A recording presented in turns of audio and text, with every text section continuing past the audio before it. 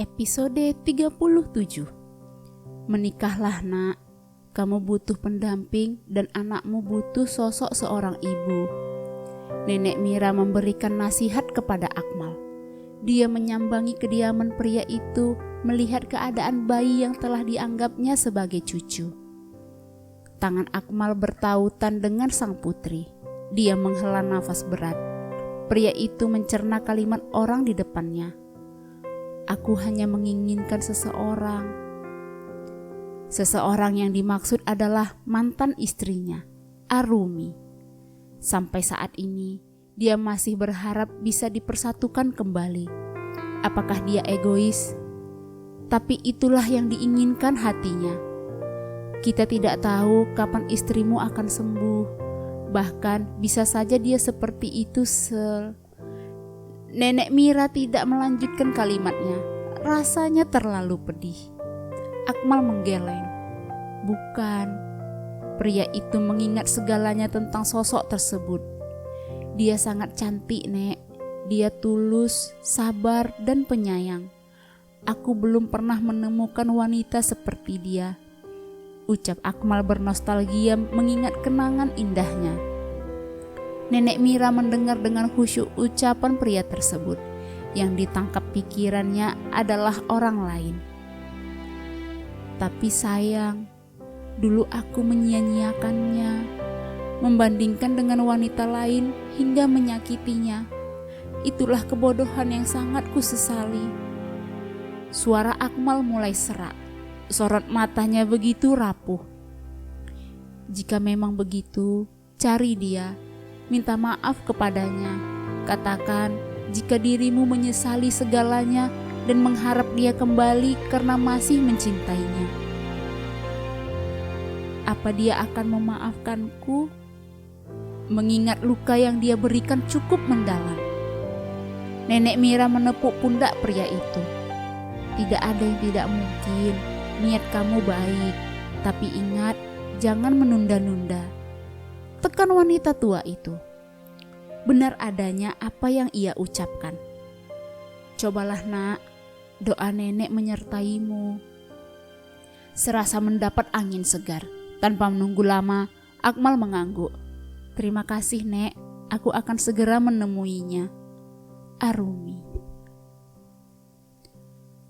Menikahlah denganku Arumi Anggun. Hapus dan lupakan masa lalumu. Terima aku dalam hidupmu, jadikan aku satu-satunya pria yang kau kasihi. Wanita itu terpejam. Air lolos di antara pelupuk matanya. Bibirnya bergetar, hatinya melemah. Tangannya meremas pakaian yang ia kenakan. Mendadak lidahnya keluh. Apakah dia hanya bermimpi? Apakah yang dia dengarkan hanya mimpi? Harun merasakan hal yang sama. Dia menahan nafas mengucapkan, hasrat suci yang ia lontarkan untuk wanita di depannya adalah keputusan yang bulat. Mata indah itu terbuka. Wajah Harun adalah objek penglihatannya yang terhalang oleh kabut. Ini adalah nyata. Pria itu nyata. Ungkapannya nyata. Hening di antara mereka. Pandangan terkunci. Jantung keduanya berpacu dengan hebat. Harun adalah pria yang baik, kejujuran yang menjadi landasannya dalam berucap. Apa yang ia rasakan dan apa yang hatinya katakan akan diungkapkan dengan begitu beraninya. Arumi adalah satu-satunya wanita yang mampu menggetarkan segumpal daging istimewa yang bersemayam dalam tubuhnya. Sorot mata pria itu penuh harap. Kumohon, Tuhan, kabulkanlah harapanku. Engkau maha tahu akan rasaku. Buka mata hatinya hingga dia melihat keseriusanku. Persatukan kami dalam ikatan suci dan jadikanlah kami pasangan yang engkau ridhoi. Izinkan kami saling menyempurnakan satu sama lain. Arumi masih bungkam. Dia melihat betapa tulus niat seorang Harun yang ingin mempersuntingnya sehingga dia menyebut nama Tuhan agar dia percaya. Arumi menelan ludah. 1 detik, 2 detik, 3 detik. 4 detik, 5 detik. Harun, aku tidak punya alasan. Giliran pria itu memejamkan mata dan mengepalkan tangan. Harun mempersiapkan hati untuk mendengar ucapan Arumi. Entah akan dipatahkan atau untuk menolak kesungguhanmu. Dada pria itu bergemuruh hebat, seakan waktu berhenti mendengar lanjutan kalimat wanita di depannya. Mata pria itu terbuka dengan perlahan. Apakah itu artinya Arumi dambaannya menerima? Apakah dia rela menghabiskan sisa waktu untuk bersama, menghapus jejak masa lalu dan menggantinya dengan masa depan di mana hanya ada nama mereka berdua? Membangun lentera rumah tangga menuju jannahnya. Arumi, pria itu kembali melafazkan lembut nama wanita itu. Iya. Sang pemilik nama membalasnya dengan penuh perasaan. Mata pria itu memanas, terharu. Dia benar-benar terharu. Benarkah engkau siap mendampingiku selama sisa nafasku, merawat anak-anak kita suatu saat nanti, melewati suka duka bersama? Air mata Arumi semakin mengalir mendengar penuturan pria itu. Kata-kata yang tak manis namun memiliki makna yang mendalam. Seharusnya dia yang mengucapkan hal tersebut atas apa yang pernah dia alami. Namun tidak, semua berbalik. Arumi menatap lamat pria itu sebelum akhirnya mengangguk sebagai jawaban iya. Aku akan lakukan itu. Katakan iya, Arumi. Sekali lagi Harun ingin mendengarnya. Tanpa mengalihkan tatapan, iya. Harun menengadah. Ingin rasanya dia sujud syukur saat ini juga, jika saja bukan di tempat umum. Pria itu mengusap wajahnya dan mengucapkan syukur berkali-kali. Alhamdulillah. Harun menyandarkan punggungnya yang mulanya tegang bukan main. Terima kasih atas jawaban indahmu, bahkan sangat indah. Terima kasih untuk kata berhargamu. Terima kasih banyak. Harun tak tahu harus berkata apa lagi untuk menggambarkan betapa saat ini dia sangat bahagia. Arumi mengangguk dengan senyum tersungging di bibirnya. Wajah wanita itu merona merah. Dia menunduk. Inilah jawaban dari pertanyaan Harun. Mantapkan hatimu dalam doa. Maaf, aku bukan pria romantis yang menyiapkan cincin atau hadiah apapun itu sebelum melamarmu. Nada suaranya seakan menggambarkan penyesalan. Seperti yang dilakukan pasangan lainnya, melamar di tempat yang amat romantis dan menyematkan sebuah benda melingkar bertahtakan berlian di jari manisnya. Arumi dengan cepat menggeleng. Aku tak butuh itu. Memang, dia tidak butuh hal itu. Seperti lamaran sebelumnya, kata-kata manis dan janji-janji yang membuat orang terlena. Arumi hanya ingin pria tersebut bertanggung jawab atas ucapannya. Calon suamimu ini sangat kaku, maaf. Bukan karena tidak mampu, tapi memang Harun amatiran dalam hal tersebut. Wajah wanita itu semakin menampakkan semburat merahnya. Calon suami, bahkan membayangkan saja sudah membuatnya malu bukan main. Aku tidak butuh kok. Arumi meremas jemarinya satu sama lain. Harun tertawa pelan hingga menampakkan wajahnya semakin teduh. Binar jelas terpancar. Namun sejurus dengan itu, dia mengusap sudut matanya yang berair. Calon istriku.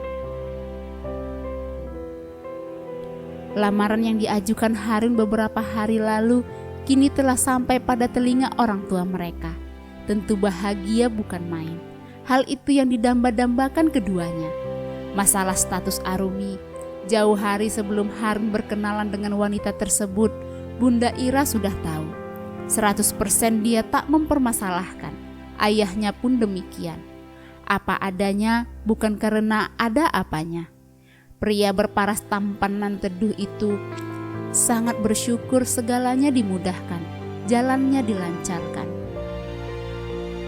Bunda Ira begitu sibuk mempersiapkan acara makan malam yang diadakan di kediamannya. Tentunya dengan kehadiran calon menantu. Pokoknya semua harus sempurna, ucap wanita parubaya itu dengan sangat antusias. Ayah Kamil dan Fani mengangguk. Mereka juga ikut senang dengan hal tersebut. Memang sudah lama menunggu momen itu. Gak nyangka ya, ternyata dessert yang kita makan setiap hari adalah buatan jodoh abang. Fani cekikikan, sangat lucu menurutnya.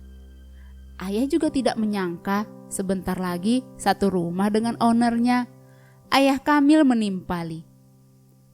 Harun sudah punya rumah sendiri, tidak mungkin tinggalnya di sini, meskipun kita sangat menginginkan. Raut wajah Bunda Ira berubah sendu. Oh iya, ayah lupa. Sesal ayah Kamil. Seandainya bisa, Bunda ingin satu rumah dengan menantu Bunda. Biarlah, putramu juga ingin merasakan suka duka berdua dengan istrinya.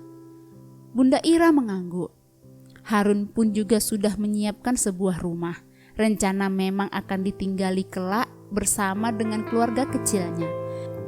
Jarak kurang lebih 1 jam dari kediaman ayah bundanya. Arumi mendengus pasrah.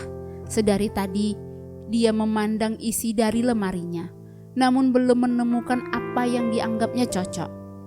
Baju apa, warna apa. Sepertinya ini sudah menjadi kebiasaan kaum Hawa. Jika ada acara penting, maka pakaian yang menjadi masalah utama. Bahkan sampai berjam-jam lamanya memilih, namun tak kunjung mendapat solusi. Mama Reni melihat putrinya dari balik pintu.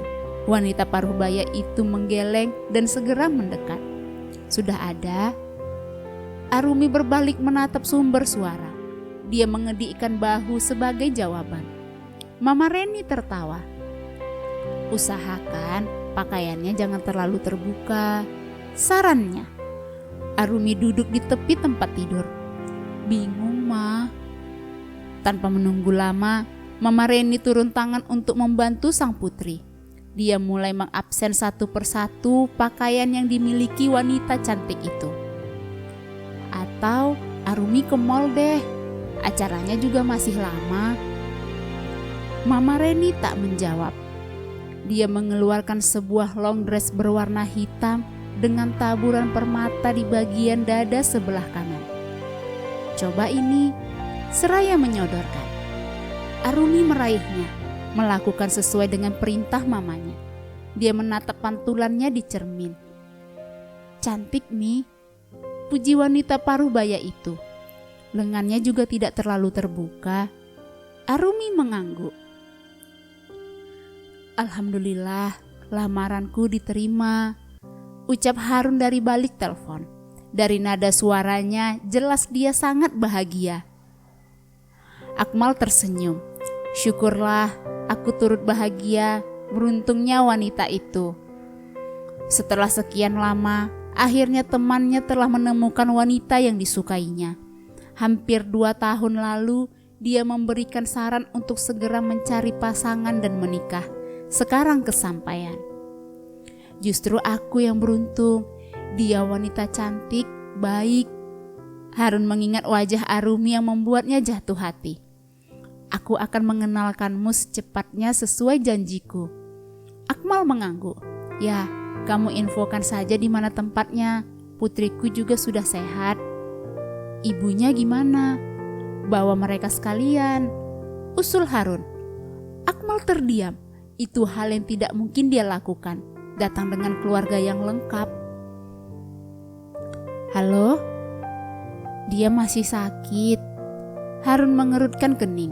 Rasa penasaran mencuat dalam benaknya. Memang ibunya sakit apa? Akmal mendengus. Intinya dia masih sakit. Pria itu berat mengatakan yang sesungguhnya. Harun tak memaksa. Ya sudah, semoga ibunya cepat sembuh. Doa pria itu dengan tulus.